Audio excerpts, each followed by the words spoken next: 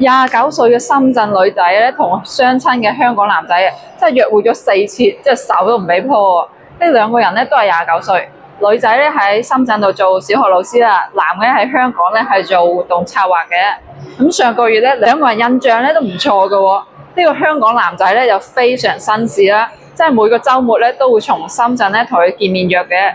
食飯啦、行街啦、逛公園啦，即係去遊樂場咧，相處都唔錯嘅喎。兩個人咧一齊去睇完電影喎，男仔咧諗住呢個升級關係嘅好機會啊嘛，想把握好，就鼓起勇氣拖住個女生隻手。嗰個女生咧突然發嬲喎，就撇開佢隻手話唔中意人哋掂我。呢個好好嘅電影咧，直接變悲劇啦。啲男仔咧都係開車翻咗香港啦，呢2日啊就冇主動聯繫呢個女仔啦。佢話如果女仔咧保守啲係好事啊嘛。但係已經約會咗咁多次咯，互相咧都係有好感噶嘛。就算佢唔中意啊，咁小聲同我講都冇關係。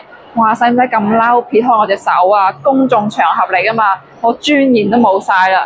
咁你哋話呢件事咧，到底係邊個嘅問題咧？